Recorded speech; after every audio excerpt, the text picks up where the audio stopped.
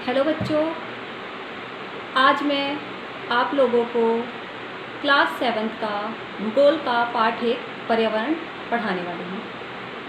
Chapter का नाम है पर्यावरण। क्या नाम है? पर्यावरण। तो सबसे पहले मैं आप लोगों को बताना चाहूँगी कि पर्यावरण क्या होता है। जो भी हम अपने आसपास चारों ओर देखते हैं उसे पर्यावरण कहते हैं। जैसे कि हम अपने चारों ओर घर, पार्क, सड़क, स्कूल, ये सब चीज़ें देखते हैं, तो ये सारी चीज़ें मिलकर पर्यावरण बनाती हैं। पर्यावरण हमारे जीवन का मूल आधार है। मूल आधार मतलब कि हमारे जीवन के लिए बहुत ज़रूरी है, हमें जिंदा रहने में सहायक है। कैसे? क्योंकि पर्यावरण से ही हम सांस लेते हैं और यहीं से हमें पीने के लिए पानी मिलता है, रहने के लिए घर मिलता है। सब कुछ हमें कहाँ मिल रहा है? इस पर्यावरण में। इसलिए हमारे जीवन में पर्यावरण बहुत महत्वपूर्ण है। लेकिन आपको पता है हमारा पर्यावरण बदल रहा है। क्या बदल रहा है? पर्यावरण।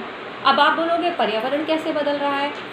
तो अगर हम पहले चलें तो पहले क्या होते थे?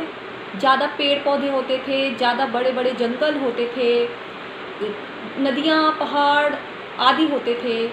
अब जैसे जैसे जनसंख्या बढ़ रही है, हमारी यानी कि इंसानों की ज़रूरतें बढ़ रही हैं, तो हम पर्यावरण को हानि कर रहे हैं। हानि मतलब उसका नाश कर रहे हैं, जंगलों को काट रहे हैं, नदियों को गंदा कर रहे हैं और अपनी ज़रूरतों को पूरा कर रहे हैं। आपने यमुना नदी, गंगा नदी देखी होगी, वो कितनी गंदी हो चुकी है ना? तो हम पर्यावरण को बदल रहे हैं। हम पर्यावरण को क्यों बदल रहे हैं? अपनी ज़रूरतों को पूरा करने के लिए।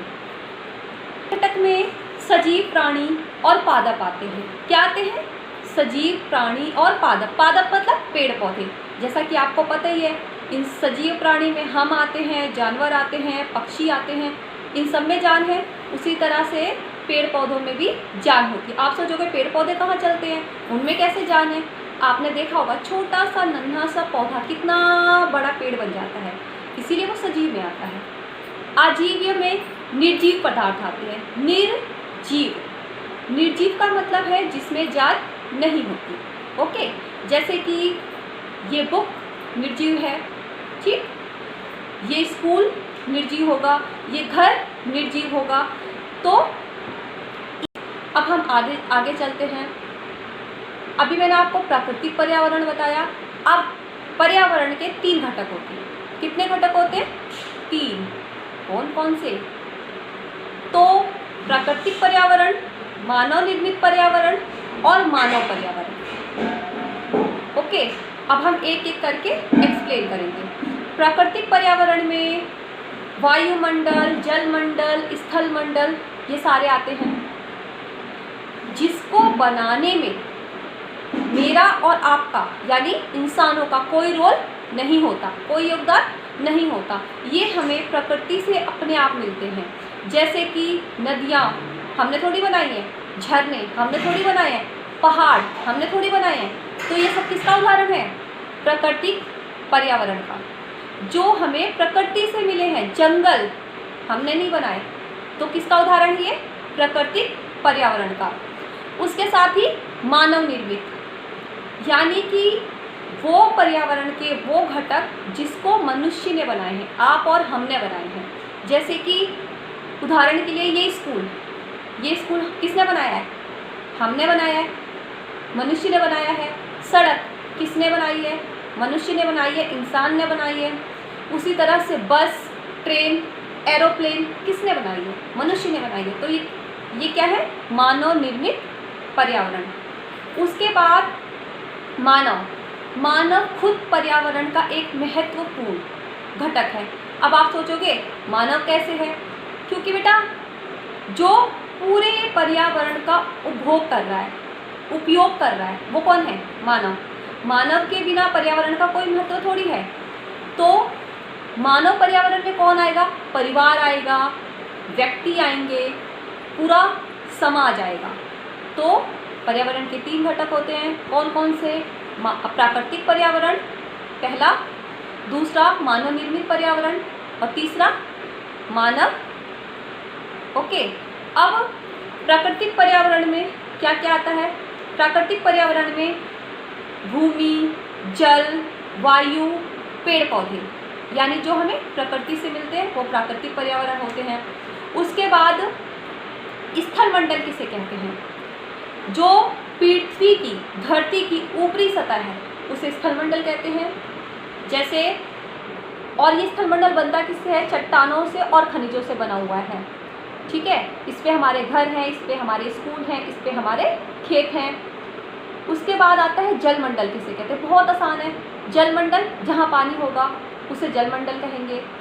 इसमें आपका झील, नदियाँ, महासागर, समुद्र, ये सारे किसका उदाहरण है? जल मंडल का। इसके बाद ही वायुमंडल, पृथ्वी के चारों ओर पाई जाने वाली गैस की पतली परत को वायुमंडल कहते हैं। ठीक है, और हमें वायुमंडल से क्या मिलती है? सांस हम लेते हैं। हमारा जीवन जीने का तरीका कहाँ से आता है? वायुमंडल से। अगर हमें सांस नहीं ले पाएंगे तो हम क्या करेंगे? मर जाएंगे। तो वायुमंडल इस तरह से हमारे लिए बहुत ज़रूरी है और ये पृथ्वी के चारों ओर पाई जाती है। इसके बाद जैव मंडल, जैव मंडल, जैव मतलब जिसमें जान होती है। मैंने बताया ना, जान किसमें होती है? पादपों में। पादप मतलब पेड़ पौधे।